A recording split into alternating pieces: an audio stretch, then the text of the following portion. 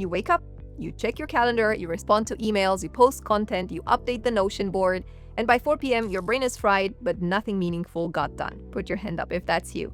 I know it's me sometimes as well. It's been me many times before. You feel productive, but you're not moving forward because you've confused motion with momentum. So in this video, I will walk you through the anti-hustle blueprint, which is my way to automate the noise, eliminate boring work, and finally focus on what compounds: leverage.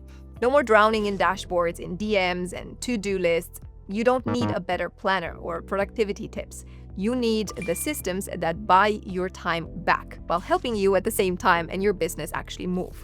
Because AI is not going to replace you, but it should replace the version of you that is still stuck doing everything manually. Let me explain. Over the years, both in the corporate space, but even as an entrepreneur, I have seen this pattern again and again. The productivity trap, where efficiency is perceived as impact, but it really isn't. In fact, we need to think about it like this. There was a time when work and impact were deeply intertwined. If you built a house, it stood. If you forged iron, it lasted. Your effort left something real behind. But in the post-industrial, even more so post-digital world, work became measurable, but not necessarily meaningful. Now we track how many emails we've sent, how many tasks we've ticked off, how many hours we sit in front of a glowing screen, how many meetings we've attended, but none of those things guaranteed that we've created anything that actually moves the needle. I believe that we have inherited a model of productivity from the industrial age to track time, to complete tasks, and repeat. But that model was built for factories, not for founders. In 2025, the real bottleneck isn't time. It's how you spend it. We have become obsessed with efficient busyness. Actually, Cal Newport called it out in Deep Work, where he said, shallow work is what keeps you in motion. Deep work is what moves you forward. And yet, the average knowledge worker today spends 58% of their time on communication and coordination tasks, according to Asana Anatomy of Work report, I think 2023. We build productivity dashboards to feel in control. We use planning tools as a proxy for momentum. But in my opinion, burnout today means too many tabs, too many micro decisions, and not enough real results. In business, effort is not the metric, outcome is. So what if instead of doing more, you started doing less, but at a level so intentional and so amplified that it actually created movement? And that is what my anti-hustle blueprint is about. It's not about doing nothing, but it's about removing yourself from the repetitive so that you can reinsert yourself where it counts, where you need to bring clarity, strategy, creative force. Because in the age of AI, your output shouldn't come from effort, it should come from design. And what automation does is, it's not about doing less. It's about doing less of what drains you and more of what scales you. Most people are drowning in action, but action does not equal results. You can be busy every hour of the day and still be no closer to your goals than you were yesterday, last week, last month, or even last year. Because here's the truth, in my opinion. It's not the volume of your output that matters. It's the velocity of the right outcomes. And real outcomes, they come, in my opinion, from three things. Number one, focused output. Work done at the edge of your skill, not diluted, not distracted, and not fragmented.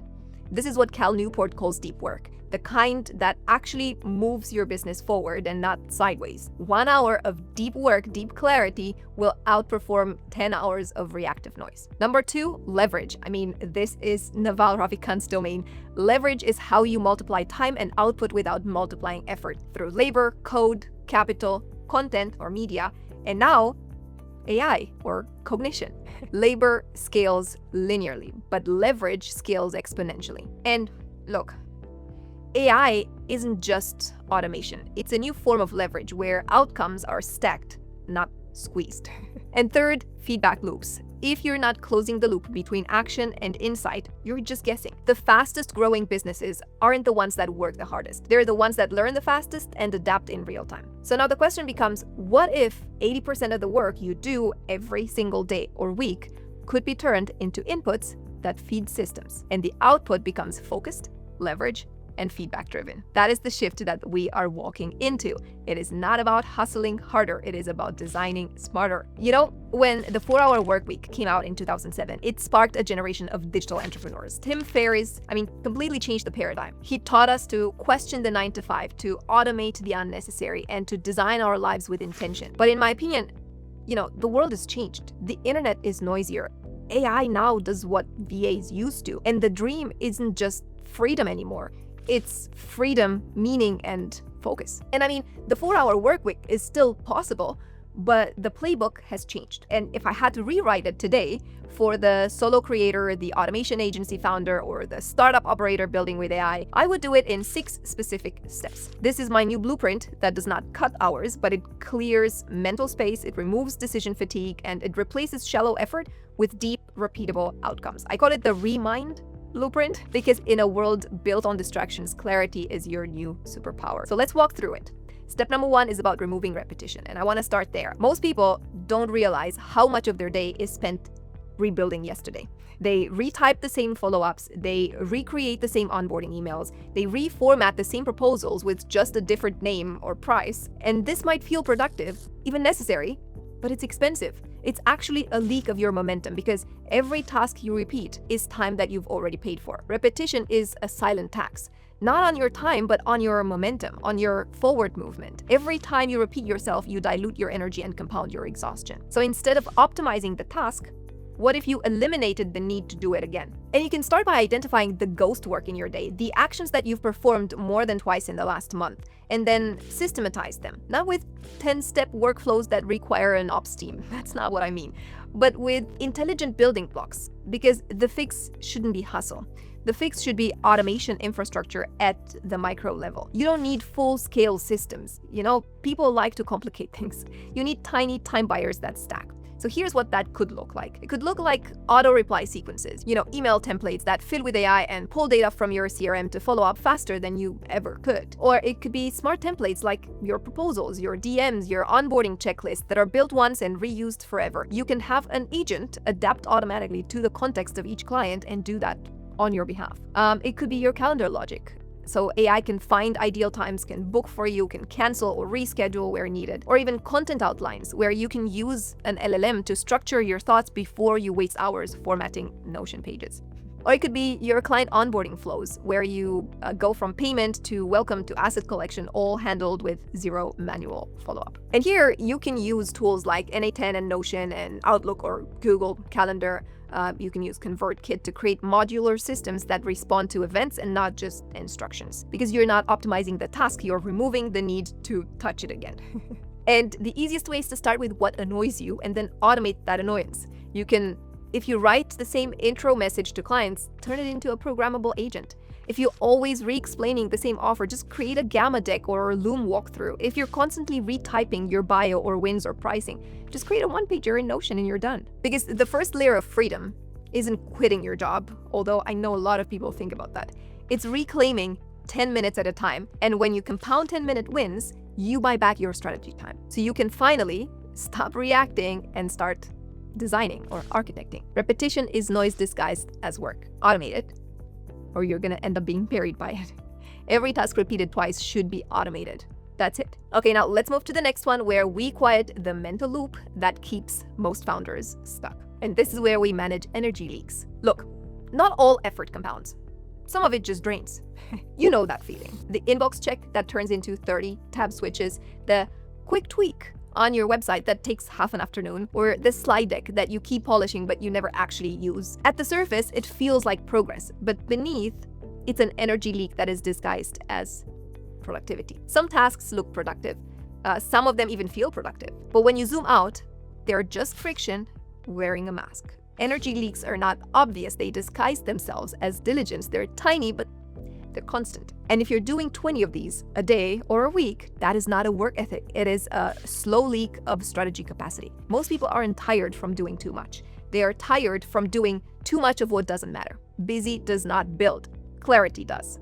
Okay, so what can you do about it? Every decision you make without a filter, every task that you touch without intent, they pull you away from the work that actually builds momentum. So here's what you can do, right? Instead of asking, what do I need to get done today? You can ask yourself, does this create trust, generates income, or builds leverage? If it doesn't do one of those, then you delegate it, you automate it, or you delete it, because it's a leak.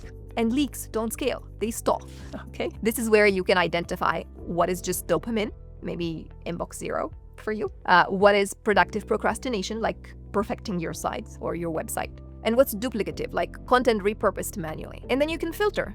If you're replying instantly to 12 low-signal DMs, that's a leak. Automate replies and batch them daily or weekly. If you're redesigning your logo again, it's a leak. Nobody's buying kerning. But if you're writing 3 strategic nurture emails that drive calls, keep that. That is value compounding. Or if you're refining the top 10 seconds of your YouTube video, perfect, keep that. It is conversion. Look, sometimes you should replace, not just remove. If you want inbox zero, then you can set up an agent to summarize emails and label intent and draft you replies that you then approve and send. If you are doing manual repurposing, then use Opus Clip or Descript. Or for content ideation loops, just build a core idea vault in Notion and automate with AI prompts. Or for project follow-ups, just build nudges triggered by inactivity. You don't need to do less, you need to do fewer of the wrong things. When your calendar reflects motion, not movement, you are leaking energy. So plug that leak and the momentum builds itself, because clarity is not just a mindset, it's a systemic advantage. Energy leaks don't just waste time, they dilute the decisions that actually build momentum. But when you patch the leaks, you don't just work better, you think better. Okay, now let's move to the next one and let's talk about how most founders stall, not from the lack of action, but from memory dependency. So this third one is about removing the memory dependency. Look, your brain is for thinking. It's not for storing. This is not me, it's David Allen from Getting Things Done. Most founders are not overwhelmed by workload. They are overwhelmed by mental load. Your brain is for breakthroughs. It's not for breadcrumbs. The real cost of productivity isn't the task, it's remembering. Every founder knows this loop. You finish a sales call, you move to another task, you swear that you're gonna send a follow-up, and then 2 days later, it's gone. Every loose thread is a cognitive task. The more your mind tries to remember, the less it gets to create. And the problem isn't that you're bad at remembering, the problem is that your brain is carrying what your systems should. This is where modern founders build second brains. I mean, Tiago Forte calls this your second brain, but now we're talking about second brains 2.0 powered by AI. Because AI can supercharge that, not just to static but to decision-making level. So what you want to do is think of your brain like a CEO, not like a filing cabinet. So instead of trying to remember what was said on that Zoom call and which lead had the pricing objection and what sequence you still haven't finished, you offload it immediately and automatically. So for your sales or onboarding calls, have them recorded, transcribed, auto-summarized with follow-up tasks. For your meeting notes, have them routed into Notion or Slack or your CRM with smart nudges. For your weekly reviews, just have GPTs or agents identify blockers and prepare your priority list. You're not just outsourcing admin, you are freeing your brain space. So you can use things like Otter or Fathom or Fireflies to capture your calls, or Zapier and NA10 to route insights into your CRM or workspace. You can use Claude or OpenAI to summarize and extract objections and auto-tag topics, and then Notion or Airtable to organize insights as your second brain. I use Notion for that, for example. Look, in 2025, the winners won't have better memory. They will have better systems that remember for them, because when your tools carry the cognitive load, then you can show up sharper, speak with clarity, and make decisions from intelligence, not guesswork. And that's when your brain can do what is, designed to do. Not store, but create. I'm not talking about replacing your thinking, I'm talking about preserving thinking capacity. Now next, let's talk about identity and how most of us are running businesses with a founder operating system that is 10 years outdated. So what you want is to install a new identity. Okay, so let's talk about removing the identity clutter. Listen, the biggest bottleneck in your business is the version of you that built it. I know it's hard and painful to hear that, but this is the deepest subtraction. Letting go of the identity that thinks, I have to do it all myself.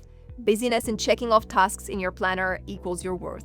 Slowing down means I'm falling behind. But here's the truth. Most burnout does not come from work. It comes from believing that you are the system, that you created your processes and you filled the roles and you became the bottleneck. So scaling isn't about doing more, it's about doing things differently. And it starts by subtracting ego from execution. What can only you do? What should never rely on you again? Where are you still holding on because it feels safe? You remove identity clutter not by working harder, but by trusting systems that reflect your standards without requiring your time. Because you see, this anti-hustle blueprint isn't only focused on saving time. It's not just workflow engineering. It's self-architecture. It's about shedding internal scripts that keep you stuck in motion instead of evolution. The ones where you think, if If I'm not busy, I'm falling behind. No one else can do it like I do. If I slow down, I'm gonna let my business fall apart. The truth is, your calendar isn't just full. It is full of who you used to be. When you build a business from survival, from urgency, or from self-worth, you architect a system that needs your anxiety to function. The breakthrough for me was realizing we're allowed to outgrow the operator and become the architect. So what you can do to change things? Well, look at your tools. They won't set you free in your identity if your identity is still tied to being needed and doing everything manually and proving your value through overwork. This level of clarity cannot come from a productivity hack. It comes from updating the founder operating system itself. You don't need a new app, you know? You don't need a new checklist. You need a new belief. Your systems don't need to be faster. They need to be less dependent on the version of you that is afraid to let go or to slow down. I know it sounds harsh, but I know what I'm saying because I've been there. That's when space returns, when you're willing to let go, not only to rest, but to think, to question, to design clearer offers, to make bolder moves, to build leverage that reflects who you're becoming, not who you've been. Because in 2025, the most dangerous identity is the one that worked last year, but that no longer fits the business that you are meant to build now. And if you feel like you need some help or accountability to do this, we would love to have you as part of our AI Business Founders Hive, where we cover this and pretty much everything else that you need in order to build or grow your AI business in 90 days. So next, let's turn down the volume on digital overwhelm, because not every task deserves your time. Not every input deserves your attention. Noise doesn't always sound loud. It disguises itself as relevance or opportunity or must-dos. Sometimes it sounds like a Slack ping or like a calendar nudge or like a quick question that stacks up to steal your day. I know it used to happen when I was working in consulting, and one of my juniors would come to me just to ask a quick question, and then I'd end up spending 1 hour clarifying the same thing that I had explained 20 times before. You know, this shows up in inbox zero obsession, in endless comment threads, in dashboard refreshes that give you the illusion of control. But noise has one job: to keep you busy enough to feel productive and distracted enough to avoid real work. Because you think you're staying informed, but what you're actually doing is leaking your attention. How many AI tools have you checked out this past week? Be honest. Because the deeper you get into the online world or tools or trends and tactics, the easier it is to confuse reactivity for responsiveness. So look, what should you do? Well, you don't scale by reacting to everything. You scale by protecting what matters most. Every ping, every post, every pull is a tax on your clarity. And in a world where we've got infinite inputs, clarity is your highest currency. You don't scale by adding more dashboards or more channels or more notifications. You scale by removing inputs that don't move you forward. This is where you build intentional filters, okay? You mute the platforms that manufacture urgency. You unsubscribe from the newsletters that flood your focus. You choose 3, not 300 KPIs. You decide that not every update deserves your energy, and you're okay with that. The cost of noise is cognitive residue. It's those tiny fragments of attention that dilute your clarity. That is why top performers build filters. They batch communication instead of reacting live. They use AI to triage or summarize or sort. And then they set rituals for focus and boundaries around distraction. Specifically, what should you do? Well, use AI to monitor what matters and not everything. Dashboards that surface exceptions, not noise. Email summaries that filter signal from spam. GPT-based agents that highlight high-leverage insights, not everything. So set your tech to inform you only when needed, because attention compounds, but only when it's protected. Most businesses are not broken. They're just buried beneath too much input and not enough intention. So look, this is not about disconnecting you from the world. I'm not talking about going off grid, but it's about reconnecting with your priorities. It's about designing a system that filters the world through your goals and not the other way around. You don't need more input. You need stronger filters and smarter defaults, because every distraction deferred is creative energy preserved. Attention is your new currency, so spend it like an investor, not like a gambler, okay? So let's wrap up with the final, often overlooked level of the anti-hustle blueprint. Decide once. Look, you don't need more motivation. You need fewer choices. Guess why I always dress pretty much the same way? Most people aren't burnt out from doing too much. They're burnt out from deciding too often. It comes from context switching, endless micro decisions, and defaulting to reactive mode. What should I focus on today? Which tool should I use? Is this post ready to publish? Should I send that follow-up now or tomorrow? Individually, these are small, but stacked, They drain your energy before the real work even begins. I mean, in psychology, this is called decision fatigue, and it's one of the biggest silent killers of creative and strategic output. Every open loop is a drain on your clarity, and every micro decision is a withdrawal from your mental bank account. So look, you're not tired because of the work. You're tired because of the switching. Okay, context switching, right? According to McKinsey, knowledge workers lose up to 28% of their day just toggling between apps, context, and tasks. That's over 11 hours a week spent just switching gears. Now imagine if those decisions were already made, right? This is where you design AI-powered defaults. Sales templates that auto-personalize, pre-built outreach sequences, content calendars that are fed by AI reach, SOPs that tell your assistant, human or AI, exactly what to do next, AI suggestion engines that propose next steps based on past situations. You are not giving up freedom, you are creating structure that multiplies freedom. The goal isn't freedom from structure, it's freedom through structure. Can you see the difference? Most people design their day as if every decision is new. Founders design it like code. Defined once, deployed infinitely. So that when it's time to write, to pitch, to build, to lead, your full capacity is available. The best founders don't have superhuman discipline, pun intended. They have just designed fewer decisions into their day. Structure isn't prison, even if some people might think that. It is the system that sets you free, in my opinion, because when your energy isn't spent on what to do, you finally have space to focus on how well you do it. This is so much more than productivity. It's liberating your intelligence, your cognition. You no longer wake up wondering what to work on. You step into motion already architected by the clearest version of you. Okay, so this is my anti-hustle blueprint. Not working harder, not even working less, but working with clarity, with continuity, and compounding focus, powered by AI and engineered defaults. I hope this was helpful. Like this video if you did. Be sure to subscribe if you haven't done so. Share this with anyone in your circle of friends or family who you think might be needing this. And if you want to join us over into our free school community, you are always more than welcome. We've got over 10,000 people there, all looking to be on the exact same path that you are as well. We're learning together. We're sharing a lot. We're having calls every 2 weeks. We have new challenges to practice and implement AI every 2 weeks. There's a lot to learn and a lot of fun that we have. So I hope to see you on the other side. And until next time, I suggest you go ahead and watch this video over here. I'll see you soon. Bye.